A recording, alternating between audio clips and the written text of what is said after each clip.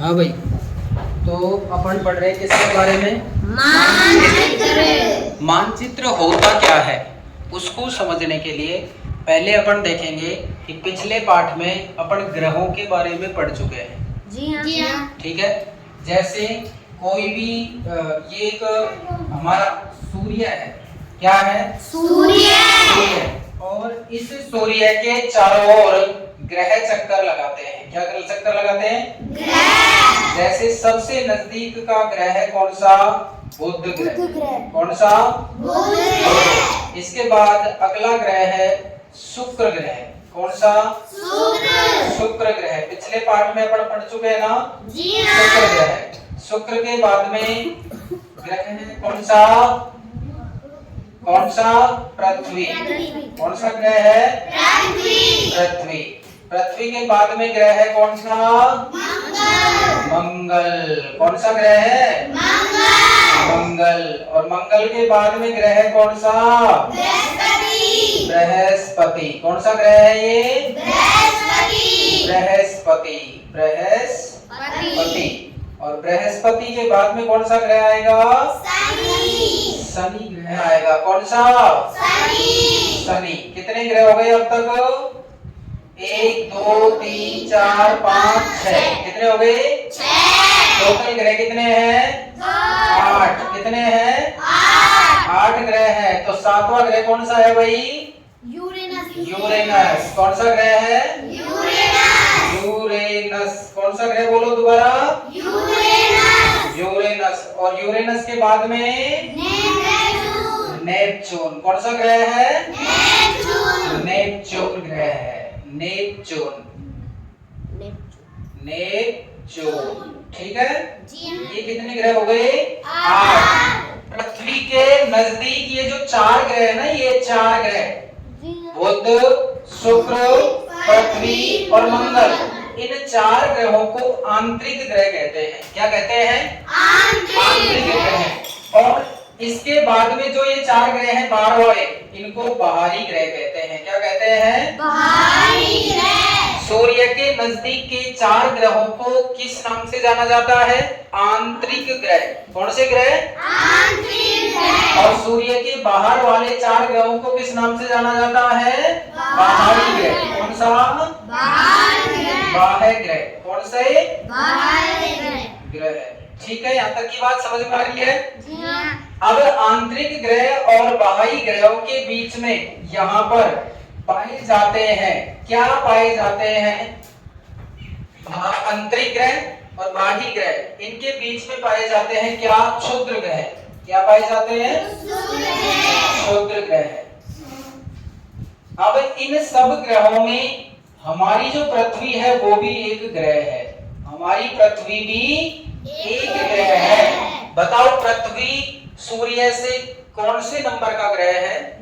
तीसरे नंबर का। क्योंकि पहला कौन सा?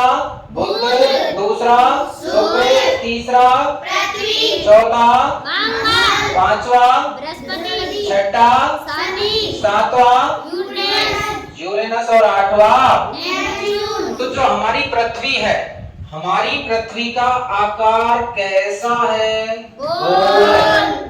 लेकिन कहा जाता था अब से पहले कि पृथ्वी का आकार जो गोल है वो गोल बॉल के समान है। किसके समान है? बॉल के समान। लेकिन एक बात याद रखना, हमारी पृथ्वी जो है वो ध्रुवों पर से चपटी है। यहाँ से कैसी है?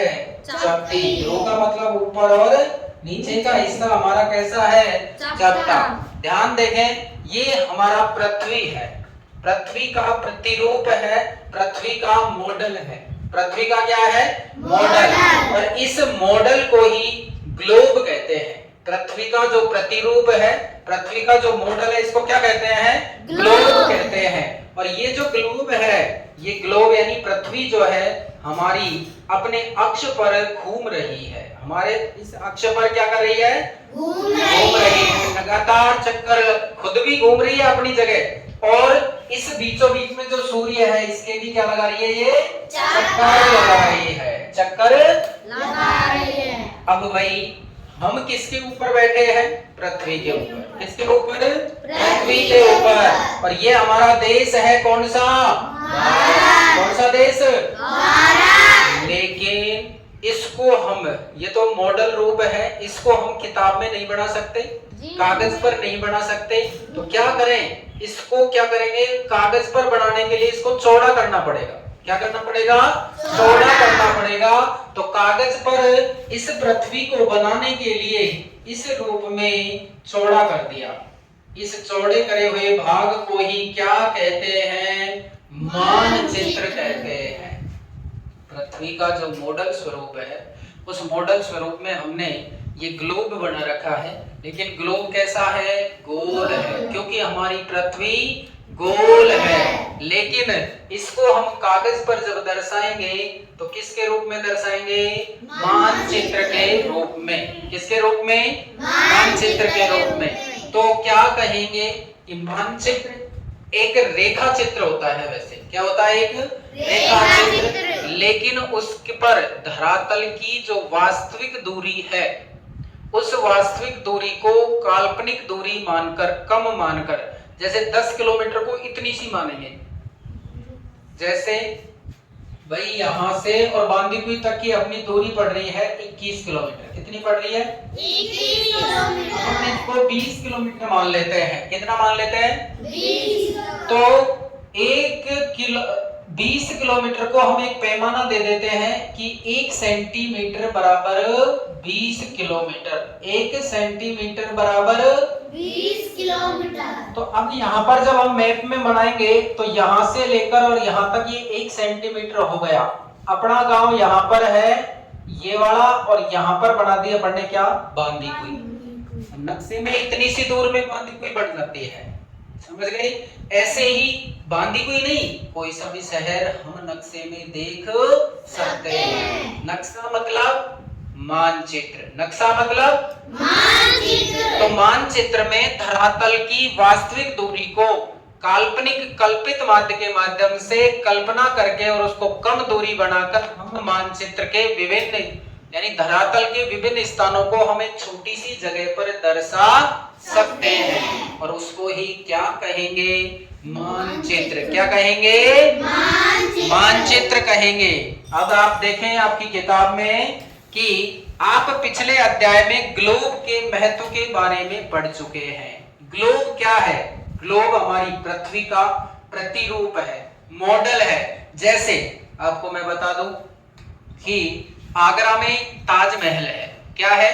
ताजमहल। लेकिन ताजमहल को अपन यहाँ पर उठाकर तो नहीं ला सकते, लेकिन ताजमहल का एक छोटा रूप, एक मॉडल, एक प्रतिरूप आपके सामने ये है। इसको क्या कहते हैं? जब आप वहां जाएंगे आगरा तो वहां पर भी देखेंगे तो आपको ऐसा का ऐसा ताजमहल दिखेगा।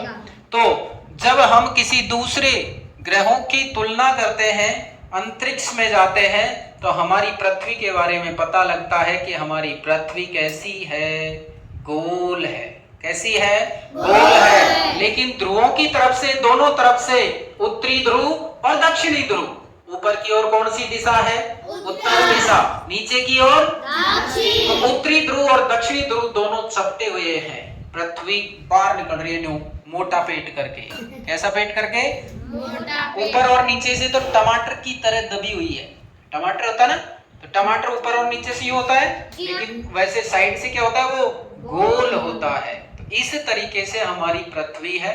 अब बात करें अपन मानचित्र की, तो आप पिछले अध्याय में ग्लोब के बारे में पढ़ चुके हैं। ग्लोब में अध्ययन की कुछ सीमाएं होती हैं भाई, क्योंकि इसमें सारी चीजें इस तरीके से दिखाना संभव नहीं होता है। ठीक है, क्योंकि एक प्रतिरूप होता है। पृथ्वी तो हमारी बहुत बड़ी है। पृथ्वी पर तो जाने कितने ही लोग, कितने असंख्य सागर, महासागर, कितनी ट्रेन चल रही है, कितने क्या क्या हो रहा है पृथ्वी पर। तो कितने पेड़ पौधे हैं, कितनी भैंस है, कितनी गाय है, क्या क्या है। लेकिन उनको हम इस पे दर्शा सकते हैं क्या? नहीं दर्शा सकते। लेकिन जैसे अपने गांव का नक्शा बनाना है तो क्या हम बना सकते हैं? बना सकते हैं। कल मैंने आपको बताया था ना गांव का नक्शा।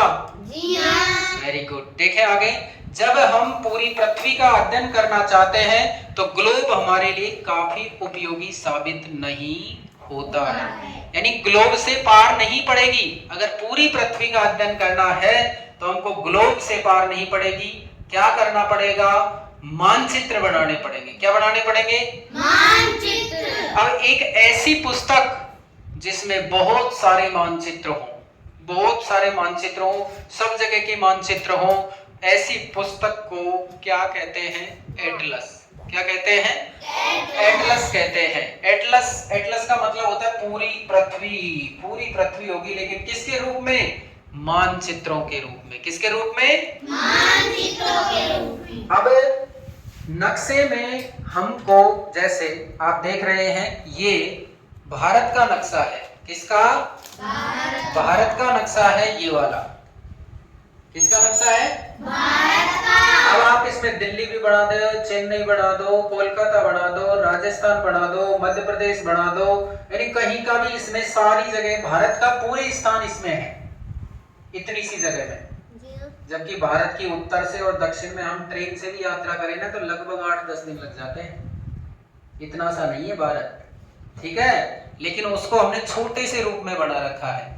उसी तरह ये मानचित्र है, ये किसका है? संसार का। किसका नक्शा है? संसार का। इसमें देखो हमारा देश तो इतना सा है, ये छोटा सा लटक रहा है। भारत एशिया महाद्वीप में है। अपने जैसे तो जाने कितने हैं, बहुत सारे हैं।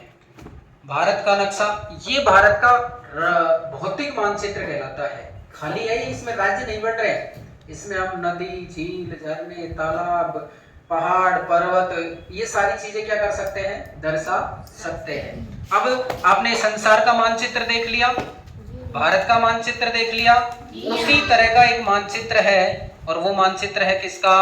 राजस्थान का। किसका? राजस्थान का। तो ये राजस्थान का मानचित्र है, भौतिक मानचित्र मैं आपको दिखा रहा हूं राजस्थान का। आपको पता होना चाहिए राजस्थान में वर्तमान राजस्थान सरकार ने जिलों की संख्या 33 से बढ़ाकर 50 कर दी। राजस्थान में वर्तमान में कितने जिले हैं? 50। कितने जिले हैं? 50 जिले हैं। तो आप इनको पढ़ते रहेंगे, आगे देखें। यानी ग्लोब पर हम सारा अध्ययन नहीं कर सकते, इसलिए ग्लोब की कमियों को पूरा करने के लिए, ग्लोब की कमियों को पूरा करने के लिए जिसकी आवश्यकता होती है वो होता है कौन? मानचित्र। कौन होता है? मानचित्र। देखें, लेकिन जब हम पृथ्वी के केवल एक भाग, जैसे अपना देश, अभी नक्शा बताया अपने देश का, अपने देश का नाम क्या है? भारत। राज्यों, जिलों और शहरों तथा गांवों के बारे में अध्ययन करना चाहते हैं। पिछली क्लास में मैंने आपको अपने स्कूल में जो बन रखा है गांव का नक्शा वो बताया था। किसी गांव का, किसी शहर का, किसी जिले का, किसी राज्य का या किसी देश विशेष का अगर अध्ययन करना है तो हम किससे करेंगे? मानचित्र से करेंगे। किससे करेंगे? मानचित्र से करेंगे। तो यह हमारे लिए उतना उपयोगी साबित नहीं है। कौन? ग्लोब। ग्लोब का अगर पूरा गांव, शहर, किसी देश, किसी राज्य का अध्ययन करना है तो हमको किससे करना पड़ेगा? मानचित्र से। ऐसी स्थिति में हम मानचित्रों का उपयोग करते हैं। मानचित्र पृथ्वी की सतह, पृथ्वी की सतह, पृथ्वी के धरातल या इसके एक भाग का पैमाने के माध्यम से चपटी सतह पर खींचा गया एक चित्र होता है। जैसे कि मैंने ये बना दिया, काल्पनिक रूप से हम इसको संसार का मानचित्र मान सकते हैं। इसमें यहाँ पर हम उत्तरी अमेरिका, यहाँ पर दक्षिणी अमेरिका, बीचों बीच में एशिया, बीचों बीच में अफ्रीका, यहाँ पर एशिया, यहाँ पर यूरोप, यहाँ पर ऑस्ट्रेलिया और यहाँ पर अंटार्कटिका बना सकते हैं। इसी तरह अगर इसमें माने तो इसमें हम भारत का नक्शा भी यूं बना सकते हैं। अगर इसी तरह हम माने तो इसको हम राजस्थान का नक्शा भी बना सकते हैं। जैसे देखो ये बना रहा हूं मैं राजस्थान का नक्शा, ये राजस्थान बन गया। देखें आप मिलान कर सकते हैं, क्या ये राजस्थान का नक्शा बना या नहीं बना? देख लो आप, आपके मानचित्र लग रहा है ना अपनी कक्षा में, वो लग रहा है राजस्थान, ठीक है? उससे मिल रहा है कि नहीं मिल रहा है? तो ये किसका नक्शा बन गया? इस तरह हम कागज पर कोई भी चित्र, धरातल की वास्तविक दूरी को जब कागज पर दर्शाते हैं तो वो क्या कहलाएगा? मानचित्र कहलाएगा। नेक्स्ट देखें, लेकिन एक गोलाकार सतह को पूरी तरह चपटा करना संभव नहीं है। मानचित्र हमारी विभिन्न जरूरतों के लिए आवश्यक है। मानचित्र हमारी विभिन्न जरूरतों के लिए क्या है? आवश्यक है। कुछ मानचित्र एक छोटे क्षेत्र को, कुछ तथ्यों को दर्शाता है। दूसरे मानचित्र में एक बड़ी किताब की तरह तथ्य हो सकते हैं, यानी हम उसमें लिख भी सकते हैं विभिन्न स्थानों के बारे में। जैसे जयपुर है तो जयपुर के बारे में लिख सकते हैं हम। जयपुर को राजस्थान की गुलाबी नगरी कहते हैं, पिंक सिटी कहते हैं। जयपुर राजस्थान की क्या है? एक राजधानी भी है। तो इस तरह की बहुत सारी चीजें हम उसमें डेस्क्रिप्टिव रूप में लिख सकते हैं। जयपुर भी छोटा सा थोड़ी है, जयपुर में बहुत सारी जगह है, तो उनको भी हम मानचित्र में दर्शा सकते हैं। नेक्स्ट, जब बहुत से मानचित्रों को एक साथ रख दिया जाता है, थोड़ी देर पहले मैंने बताया, जब बहुत सारे मानचित्र होते हैं और वो एक साथ होते हैं, अलग अलग जगह के अलग अलग स्थानों को दर्शाने वाले मानचित्र जब सारी एक किताब बन जाती है, तो वो किताब क्या कहलाती है? एटलस कहलाती है। क्या कहलाती है? एटलस कहलाती है। तो जब बहुत सारे मानचित्रों को एक साथ रख दिया जाता है तो वह एक एटलस बन जाता है। एटलस विभिन्न प्रकारों तथा अलग अलग स्थानों, अलग अलग पैमाने से खींची गई मापों पर आधारित होता है। मानचित्र से ग्लोब की अपेक्षा हमें ज्यादा जानकारी प्राप्त होती है। अतः ग्लोब की अपेक्षा हम मानचित्र से किसी भी स्थान के बारे में अच्छी तरीके से जानकारी प्राप्त कर सकते हैं। मानचित्र विभिन्न प्रकार के होते हैं, जिनमें जैसे भौतिक मानचित्र और राजनीतिक मानचित्र। जैसे आप देख रहे हैं ये राजस्थान का नक्शा, लेकिन ये राजस्थान का जो नक्शा है ये भौतिक है। कैसा है? भौतिक। लेकिन आप वहां पर जो देख रहे हैं वो राजस्थान का नक्शा कैसा है? राजनीतिक है। कैसा है? राजनीतिक। जैसे भारत का नक्शा आप देख रहे हैं, इसमें अंदर राज्य बना रखे हैं, बना रखे ना, तो राज्य जो बना रखे हैं वो राजनीतिक है। कैसा है? कैसा है? राजनीतिक। इसमें लिख रखा है, आप देखें, पॉलिटिकल मैप। देखो इसमें लिख रखा है ऊपर, क्या लिख रखा है? पॉलिटिकल। पॉलिटिकल इधर देखो क्या लिख रखा है? राजनीतिक भारत। कैसा नक्शा है ये? भारत का राजनीतिक नक्शा है। तो नक्शे कितने प्रकार के हो सकते हैं? दो प्रकार के मुख्य रूप से, एक भौतिक और एक राजनीतिक। भौतिक मानचित्र जिसमें हम किसका अध्ययन करते हैं? जैसे नदी, पहाड़, झील, झरने, तालाब और भी विभिन्न स्थानों का हम जब अध्ययन करते हैं तो वो क्या कहलाएगा?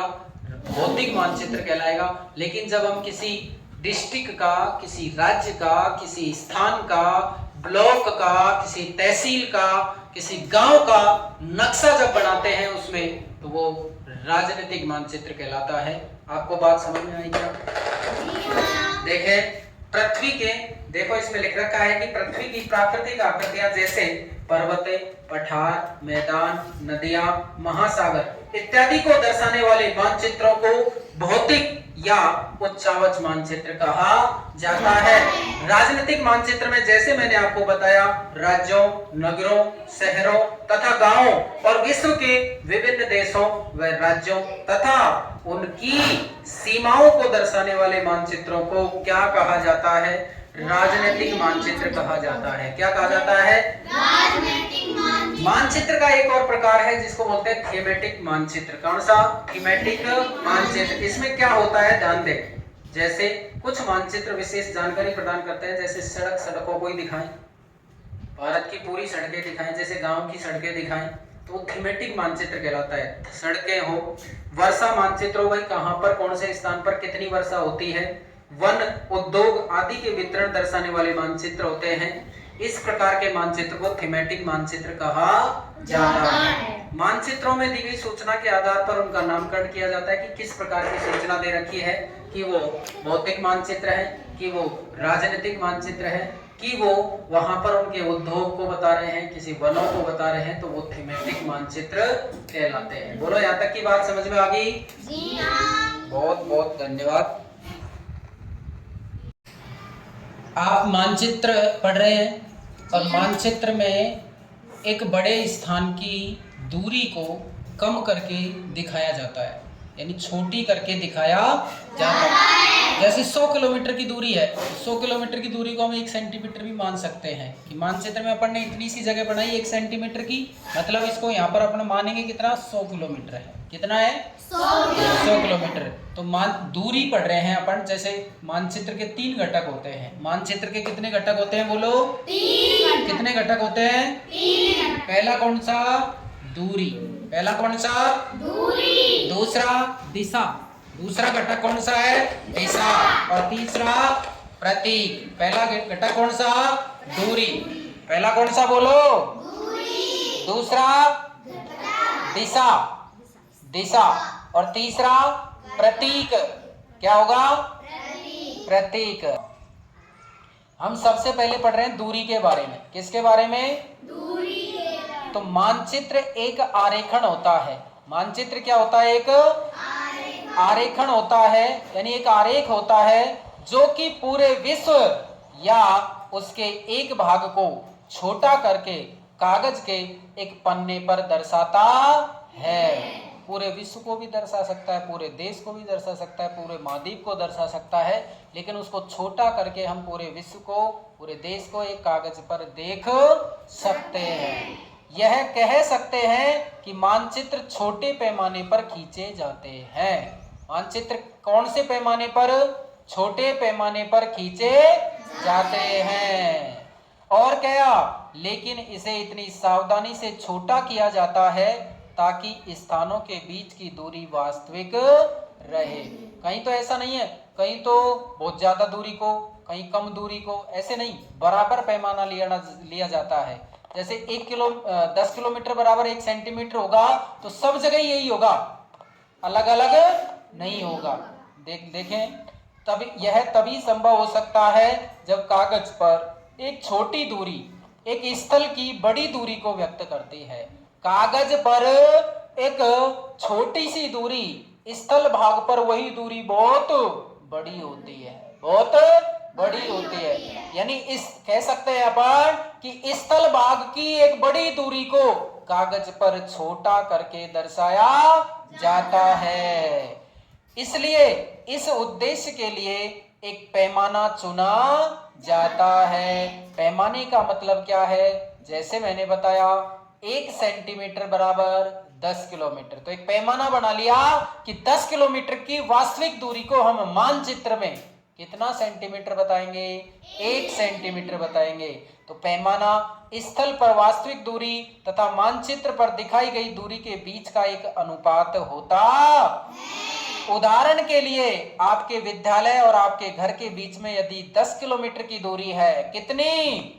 10 किलोमीटर की दूरी है, जिसे मानचित्र पर 2 सेंटीमीटर से व्यक्त किया जाता है। तो 10 किलोमीटर बराबर 2 सेंटीमीटर। 10 किलोमीटर बराबर 2 सेंटीमीटर। अब 1 सेंटीमीटर बराबर कितना होगा? 5 किलोमीटर। कितना किलोमीटर? यानी 10 किलोमीटर को कितना बताया? 2 सेंटीमीटर। कितना बताया? 2 सेंटीमीटर। तो उसका 1 सेंटीमीटर आधा हो गया, तो दूरी भी आधी हो जाएगी। दूरी कितनी थी? 10, तो कितनी रह जाएगी? 5। पहले कितना था? 2। 2 को कितना कर दिया? 1। पहले कितनी थी? 10। 10 को कितना कर दिया? 5। तो 1 किलोमीटर यानी 5 किलोमीटर बराबर 1 सेंटीमीटर हो जाएगा। क्लियर? नेक्स्ट देखें, जिसे मानचित्र पर 2 सेमी की दूरी व्यक्त किया। इसका अभिप्राय है कि मानचित्र पर 1 सेंटीमीटर स्थल के 5 किलोमीटर को दर्शाएगा। कितने किलोमीटर को?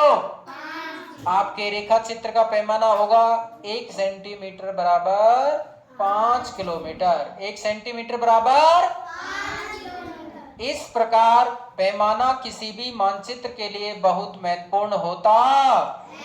अगर आपको पैमाने की जानकारी है, पैमाना मतलब मानी गई दूरी और वास्तविक दूरी के बीच का अनुपात, ठीक है, तो आप मानचित्र पर दिए गए किसी भी 2 स्थानों की बीच की वास्तविक दूरी का पता लगा सकते हैं। जब बड़े क्षेत्रफल वाले भागों जैसे महाद्वीपों या देशों को कागज पर दिखाना हो, बड़े बड़े महाद्वीपों को, देशों को किस पर दिखाना है?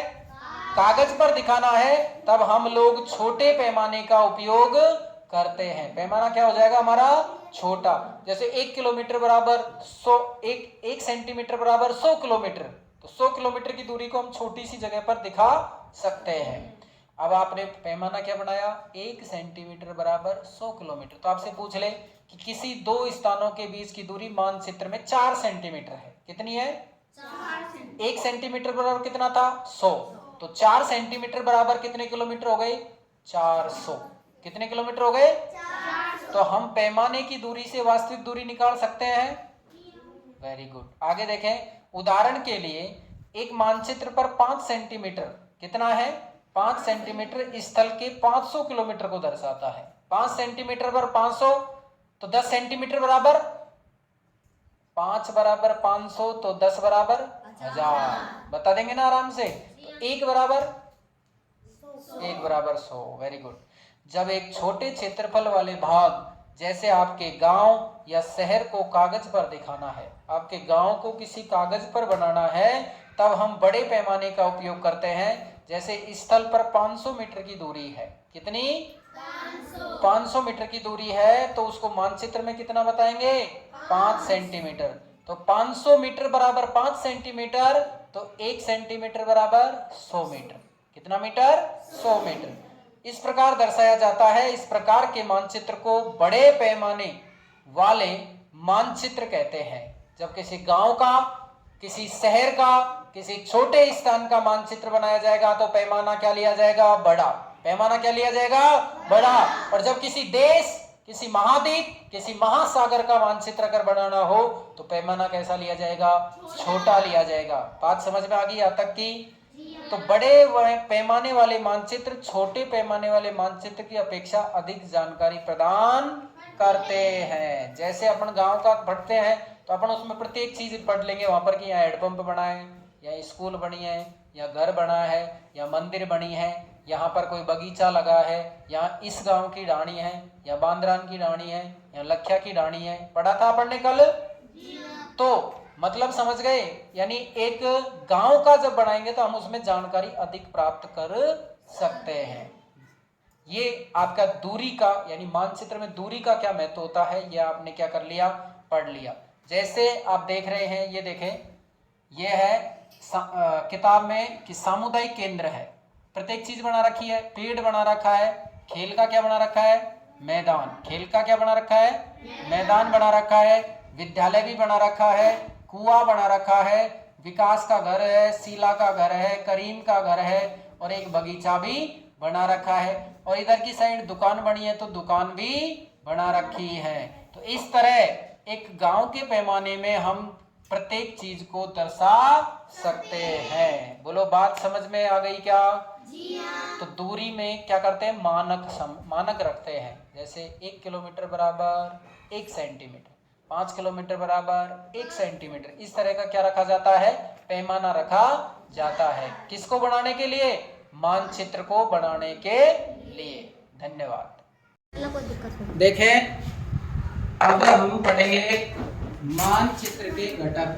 क्या पढ़ रहे हैं? मानचित्र के घटक। मानचित्र के घटक। दोबारा बोलो, क्या पढ़ रहे हैं? मानचित्र के घटक। मानचित्र के घटक। मानचित्र के कितने घटक होते हैं? 3। कितने घटक होते हैं? 3। एक घटक होता है दूरी। कौन सा घटक होता है? दूरी। दूरी। एक घटक होता है दिशा। कौन सा? दिशा।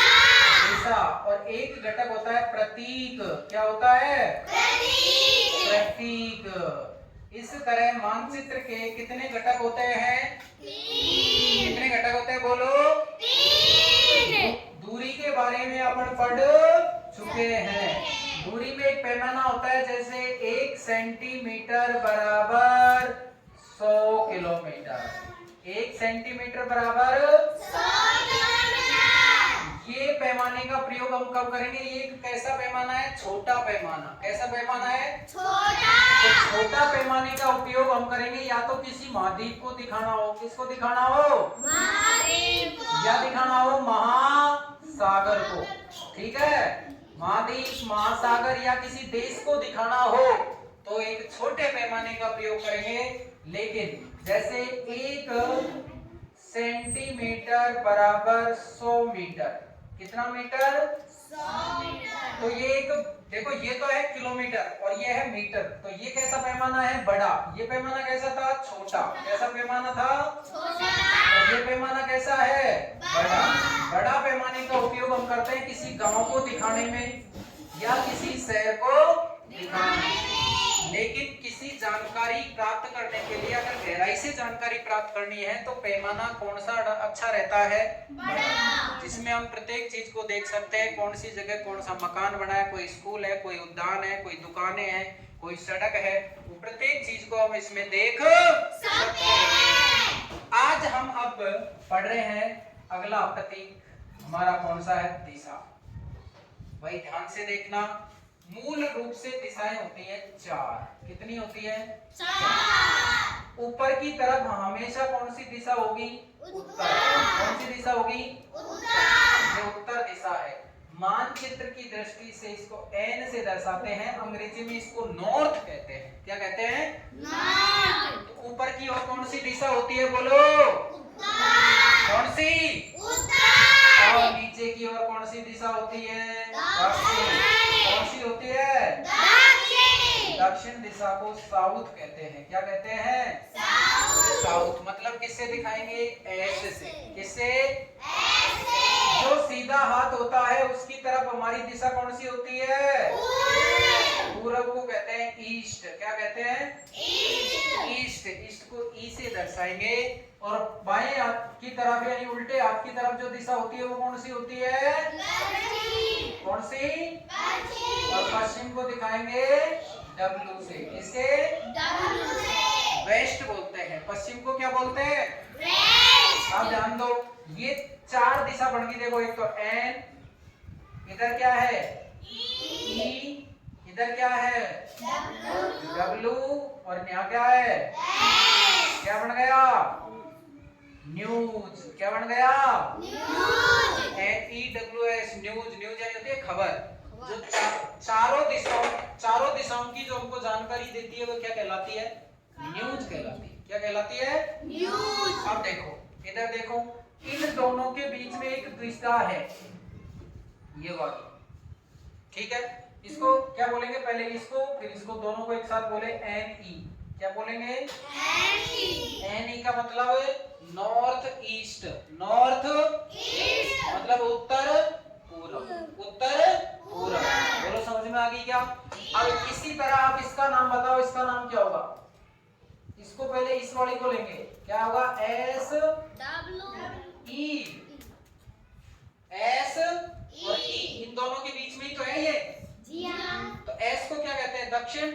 E को पूरब। तो इस दिशा का नाम क्या हो जाएगा? पूर्व दक्षिण। पहले इसका नाम लेके ध्यान रखना, दक्षिण पूर्व। दक्षिण पूर्व। इसी तरह अब इन दोनों के बीच की दूरी, इन दोनों के बीच की दिशा क्या होगी? या तो S और या W।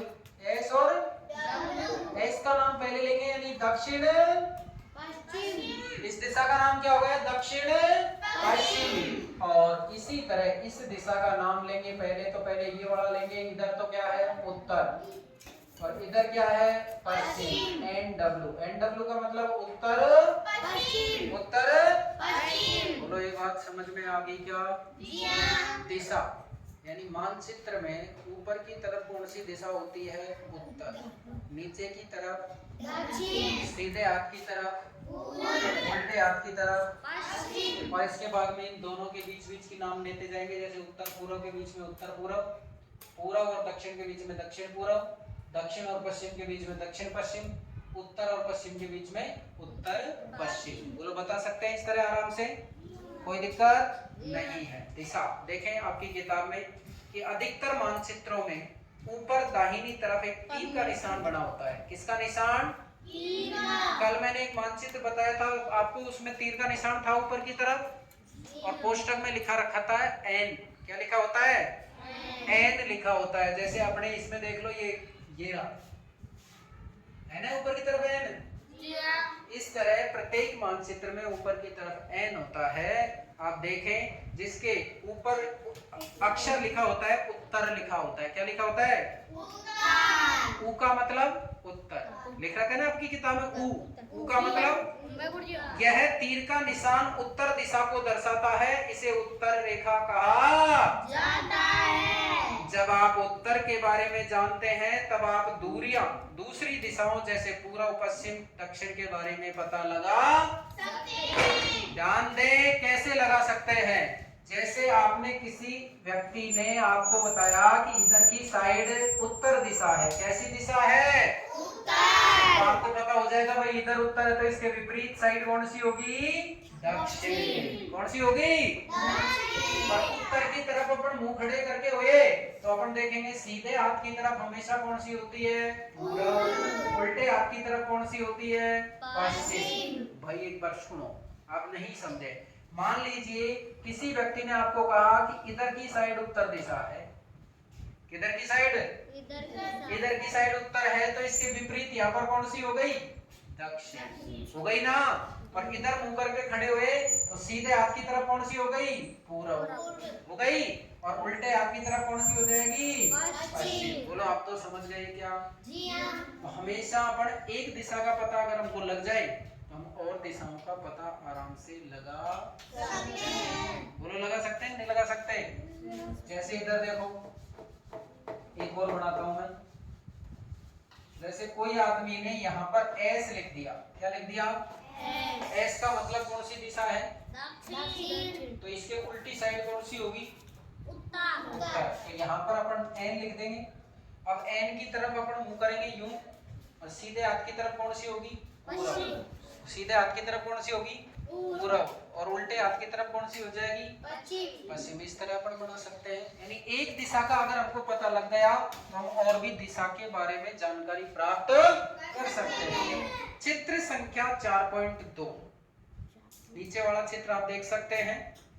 चित्र संख्या 4.2, ये वाला चित्र आपको दिख रहा है, ये नीचे वाला, ठीक है। इसमें चार मुख्य दिशाएं हैं। चार, ऊपर वाला चित्र देखें पहले, चार मुख्य दिशाएं हैं। कौन सी हैं, चार। मैंने आपको बताया ये वाली, नॉर्थ, साउथ, ईस्ट और वेस्ट। पूर्व से उत्तर, दक्षिण, पूर्व और पश्चिम। उत्तर दक्षिण पूर्व, उत्तर दक्षिण पूर्व, उत्तर दक्षिण पूर्व। बोलो बता सकते हैं आराम से। आगे देखें तो बस उत्तर दक्षिण पूर्व पश्चिम को दिखाया गया है, वे प्रधान दिग बिंदु कहे जाते हैं। प्रधान दिग, दिग का मतलब होता है दिशा, दिग का मतलब दिशा, दिग का मतलब दिशा। तो ये प्रधान दिग बिंदु कहलाते हैं, एन, एस, ई और डब्ल्यू। बीच की चार दिशाएं, बीच की चार दिशाएं जैसे आपने यहाँ पर पढ़ी अभी, 1 2 3 4, चार दिशा पढ़ी ना बीच में। 4 और 4 कितनी हो गई, 8 दिशा हो गई। कितनी हो गई, 8 दिशा हो गई। देखें आप, ये उत्तर पूर्व, ये उत्तर पूर्व हमारी, उत्तर और पूर्व के बीच में कौन सी हो गई, उत्तर पूर्व। फिर है दक्षिण पूर्व, तो दक्षिण और पूर्व के बीच में कौन सी हो गई, दक्षिण पूर्व। फिर है दक्षिण और पश्चिम के बीच में कौन सी हो जाएगी, दक्षिण पश्चिम। फिर उत्तर और पश्चिम के बीच में कौन सी हो जाएगी, उत्तर पश्चिम दिशा हो जाएगी।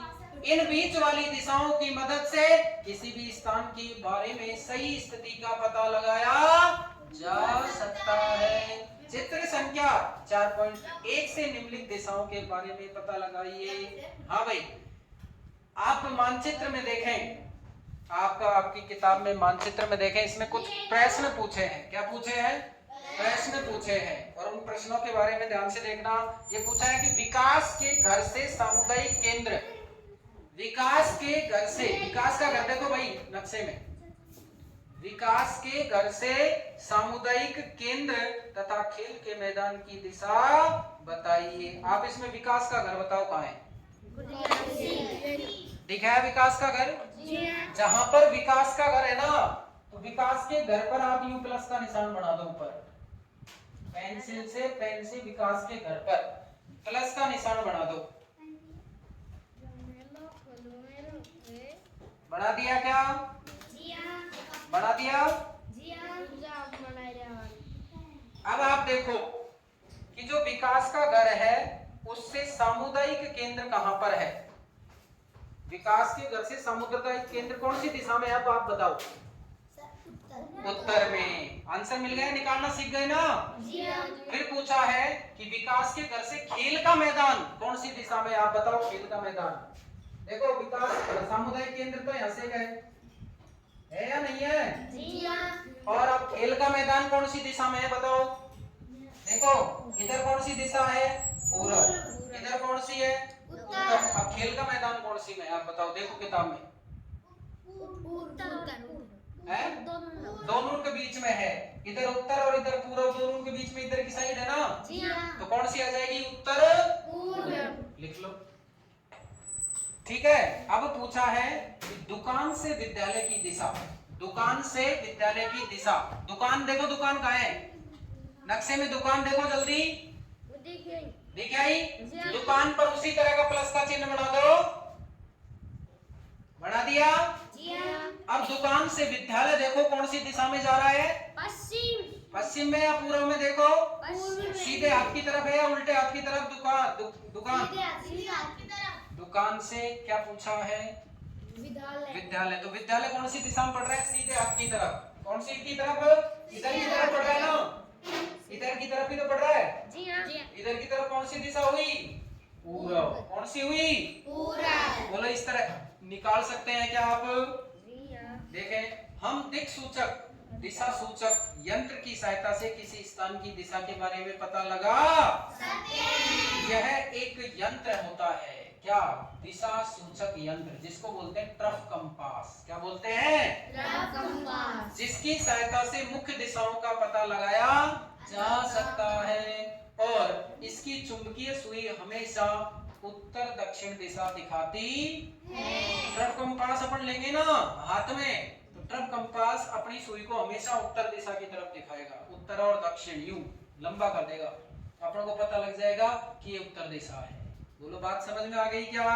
जी हाँ। तो मानचित्र के घटकों में अपन दो बिंदु पढ़ चुके हैं, एक तो दूरी पढ़ चुके हैं और एक दिशा के बारे में जानकारी प्राप्त कर चुके हैं। अगला बिंदु अपन पढ़ेंगे कौन सा, प्रतीक। क्या पढ़ेंगे, प्रतीक। हाँ भाई, यानी आप पढ़ रहे थे मानचित्र के घटक, क्या पढ़ रहे थे, मानचित्र के घटक। मानचित्र के घटक, किसके बोलो, मानचित्र के मानचित्र के घटक। अरे धीरे बोल रहे हो, मानचित्र के घटक। मानचित्र के घटक। कितने घटक होते हैं, 3। पहला कौन सा, दूरी, दूरी। पहला कौन सा, दूरी। दूसरा दिशा। दिशा, कौन सा, दिशा। और तीसरा प्रतीक। प्रतीक। क्या, प्रतीक। प्रतीक। तो आज अब हम पढ़ रहे हैं प्रतीकों के बारे में। प्रतीक का मतलब, मेरी बात ध्यान से सुनना, जैसे भाई धरातल पर जैसे आप विद्यालय है, कोई भवन है, कोई मंदिर है, कोई पेड़ है, कोई झील है, कोई झरना है, कोई पर्वत है, कोई नदी है, कोई पहाड़ है? तो इस तरह की वनस्पतियां हैं, जैसे फसल बोलते हैं जिसको अपन, वनस्पति जंगल में भी हो सकती है और फसल भी हो सकती है, ठीक है। जैसे और भी कोई हैंडपंप है, कोई नलकूप है, कोई बातें नहीं भाई, कोई नलकूप है, कोई कुआं है, ठीक है। रेल की पटरी है, रेल की पटरी है। पटरी है, जैसे सड़क है, सड़क भी कई तरीके की होती है, रेल भी कई तरीके की होती है, ठीक है। तो इनको अपन कागज पर कैसे बनाएंगे, क्योंकि मानचित्र बना रहे हैं तो कागज पर ही तो बनाएंगे। जी हाँ। कागज पर कैसे बनाएंगे, इनके सबके कोई न कोई प्रतीक चिन्ह होता है। क्या होता है, प्रतीक। इसलिए अपन का मानचित्र का तीसरा घटक होता है जिसको प्रतीक बोलते हैं। अब जैसे रेल की पटरी है, एक बड़ी रेल की पटरी होती है, एक छोटी होती है, एक उससे छोटी होती है, तो इनको अलग अलग तरीके से दिखाया जाता है। अब जैसे सड़क है, सड़क भी कई होती है, बड़ी सड़क। हाँ भाई, आगे देखें तो इन प्रतीकों को अपन क्या कर सकते हैं, अपन मानचित्र में इनका कोई सिंबल बनाएंगे। अब ये सिंबल, जैसे आप चले गए यहाँ से अमेरिका, कहाँ चले गए? अमेरिका। अब आपको कैसे पता लगेगा कि ये मंदिर है, या आप पढ़ना नहीं जानते कि आप किसके बारे में जानकारी ले रहे हैं, या किस तरह की, जैसे रेल लाइन है तो किस तरह की रेल लाइन है, तो वहां पर आप वहां का प्रतीक चिन्ह देख लेंगे। क्योंकि वहां की लैंग्वेज मान लो अपन को आती नहीं है, भाषा आती नहीं, तो हम पढ़ेंगे कैसे? ठीक है, तो वहां का हम क्या देख लेंगे? प्रतीक चिन्ह। प्रतीक चिन्ह होते हैं जो सब जगह एक जैसे होते हैं। जैसे कुआं है तो कुएं को अगर कोई दर्शाएगा तो यूं कुआं बना देगा, बस बोलो ये क्या है? कुआं। अब ये अमेरिका में भी ऐसा ही बनेगा, भारत में भी ऐसा ही बनेगा, भारत के किसी भी राज्य में ऐसा ही बनेगा। समझ गए क्या? तो इस तरीके से अपन मानचित्र के बारे में जब अध्ययन करेंगे तो प्रतीकों को आराम से पता लगा सकते हैं। देखो क्या होता है, यह किसी भी मानचित्र का तीसरा प्रमुख घटक है। किसी भी मानचित्र पर वास्तविक आकार एवं प्रकार की विभिन्न आकृतियां जैसे भवन, सड़क, पुल, वृक्ष, रेल की पटरियां, कुआं को दिखाना संभव नहीं होता है। इसलिए वे निश्चित अक्षरों, छायाओं, रंगों या चित्रों या रेखाओं का उपयोग करके हम इनको मानचित्र पर दर्शाते हैं। ये प्रतीक कम स्थान में अधिक जानकारी प्रदान करते हैं। इन प्रतीकों के इस्तेमाल के द्वारा मानचित्रों को आसानी से खींचा जा सकता है तथा इनका अध्ययन करना आसान होता है। अगर आप एक क्षेत्र की भाषा को नहीं जानते हैं, जैसे मैंने अभी बताया था आपको, तो आप किसी से दिशाओं के बारे में अगर नहीं पूछ सकते हैं, क्योंकि आप पूछेंगे तो वो बताएगा और आपके समझ में नहीं आएगा। आप क्या करेंगे? आप इन चिन्हों की सहायता से आसानी से जानकारी प्राप्त कर सकते हैं। मानचित्र की एक विश्वव्यापी भाषा होती है, पूरे विश्व में एक जैसे मानचित्र होंगे, ठीक है? विश्वव्यापी भाषा होती है इन, जिससे सभी आसानी से समझ सकते हैं। इन प्रतीकों के उपयोग के संबंध में एक अंतरराष्ट्रीय सहमति है। ये क्या कहलाते हैं? ये रूढ़ प्रतीक कहे जाते हैं। क्या कहे जाते हैं? रूढ़ प्रतीक। कुछ रूढ़ प्रतीक चित्र संख्या 4.3 में दिखाए गए हैं। अपन इनको देख सकते हैं, देखेंगे अभी 4.3 में। आगे बढ़े। विभिन्न रंगों का उपयोग भी इसी उद्देश्य से किया जाता है। अलग अलग रंगों का प्रयोग करते हैं, कोई नीला, कोई पीला, कोई काला, कोई हरा, भूरा ना।